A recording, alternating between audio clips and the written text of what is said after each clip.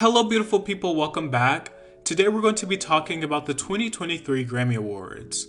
I'm going to be honest and say it wasn't a terrible show, but it also wasn't show-stopping. And I do feel like there were a lot of moments in the show that were ill-conceived. Like, why is there a table talk for stans to voice their opinions on what album they feel should win Album of the Year? It was a very weird segment to me and just felt like a huge drag out and filler.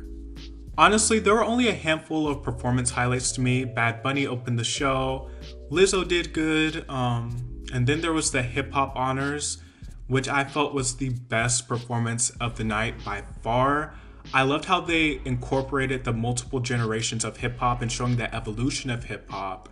The ending was a bit rocky, especially when Lil Baby came in because he threw the entire energy off. But otherwise, it was a really great tribute, and I loved just the energy and stage presence of the performance. And I wish other genres would do tributes like that. I love seeing the evolution. The only thing is I wish the performance was longer because, most artists only got like a limited amount of time, a few seconds at that. But the idea at its core was very electrifying. Now, Harry Styles gave a very terrible performance of As It Was. Well, I'm not gonna say terrible, but it wasn't rocking, it was rocky. A very rocky performance of As It Was. Very pitchy, there wasn't a lot of stage presence there, which is so odd to me because I've seen Harry Styles on award show performances and TV shows, and he usually gives a competent and good performance, but that performance last night was not very good. The Kim Petras and Sam Smith performance didn't really shock me, it just kind of reminded me of Montero by Lil Nas X. I find it really hard to take Sam seriously as a provocateur because it just comes across so try-hard and unnatural, so I wasn't shocked by the performance at all. If anything, to me, it just felt like a little Halloween costume party or something. I think another flawed thing about the show is how they centered the audience so heavily. Like, they centered Taylor Swift, Beyonce, Adele, and so on and so forth. They had all these little monologues with the audience instead of having them on stage. And at times, it felt like the audience interactions were much more entertaining than the actual performers on stage, or even just seeing, a camera pan to someone in the audience felt way more electrifying than some of the performances, honestly. Like, why is SZA presenting? Why is she not on stage? Why is Taylor Swift in the audience? Why is she not on stage? Why is Beyonce in the audience? Why is she not on stage? And Adele, the list goes on and on. I was just shocked that they had so many big names in the audience and not on stage, especially considering the people who have released big albums within the past year or so. Okay, that's all I have to say about the show. Let's get into the wins. Lizzo won Record of the Year for About Damn Time. She's the first Black woman to win Record of the Year since Whitney Houston did in 1994 with I Will Always Love You. Nearly 30 years, which is so insane. I could have seen it going to As It Was, or even Bad Habit, or even honestly Break My Soul. But I do think Lizzo's About Damn Time has really tasteful production, and she also plays the flute on the record.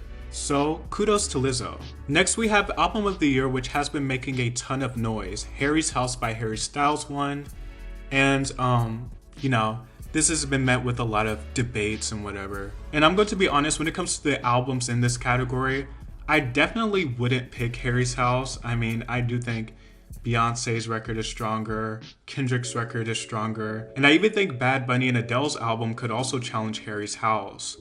But I do think Harry's music is very agreeable and the safe option. That's not to say his album is bad, but I don't consider it album of 2022.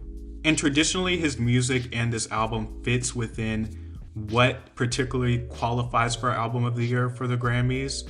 Dance albums don't usually get Album of the Year, even though I do think Renaissance is deserving, as well as, Bad Bunny and Kendrick Lamar. But Beyonce did become the most awarded Grammy artist in history, so I doubt this is much of a loss for her, if at all. Song of the Year went to Bonnie Raitt with Just Like That, who is an icon. She's been around for decades. A lot of people, not even Bonnie herself, expected to win. There are a lot of strong contenders in this category, such as The Heart Part 5, Easy on Me by Adele, All Too Well by Taylor Swift. The only one that isn't, a strong contender is ABCDEFU by Gayle. But otherwise, I can't really be mad at Bonnie winning it. Samara Joy won Best New Artist. Congrats to her, she has a beautiful voice. Easy on Me by Adele won Best Pop Solo Performance, which I expected Adele to at least take something home, especially within the pop categories. But I also could have seen this going to Steve Lacy or Harry Styles. But Adele is a good option, not a bad option. And then for Best Pop Duo/Group Performance, we have Unholy with Sam Smith and Kim Petras, with Kim Petras being the first transgender person to win this award. And honestly, I thought pretty much every collaboration in this category was mid. I Like You with Post Malone and Doja, My Universe with Coldplay and BTS, Bam Bam, Camilla and Ed Sheeran, and Don't Shut Me Down by ABBA. I thought they were pretty much all mid, and Unholy was the least mid, so congrats to Kim Petras and Sam Smith. Harry's House also won Best Pop Vocal Album, and I always felt this category was pretty much exclusively between Adele and Harry. It could have gone either way, but Harry got the one up on this one. For Best Dance Recording, we have Break My Soul by Beyonce. Yes, kudos to her. Break My Soul isn't a song I felt strongly about, but it's a song that grew on me within the context of the album, and I think it's deserving. For Best Dance/Electronica Album, we also have Beyonce's Renaissance, and it is the best album in the category, so well deserved as well. For Best R&B Performance, Mooney Long won with Hours and Hours, which some of you might know because it went super viral on TikTok.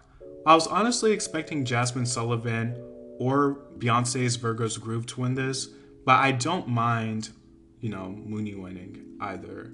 For Best Traditional R&B Vocal Performance, we have Plastic Off the Sofa by Beyonce. And I was expecting Beyonce or Mary J to take this home, and it would have been nice to see Mary J take one home though. For Best R&B Song, we have Cuff It, which is kind of weird because I feel like Cuff It is just as much of a pop song as About Damn Time, for example. But I'm not mad at it winning Best R&B though, because it is a good song, and Beyonce pretty much swept all the R&B and dance categories. But I think this could have gone in Jasmine's direction as well. For Best Urban Contemporary Album, we have Gemini Rights by Steve Lacy, and I think well deserved. It's his first Grammy Award win, so.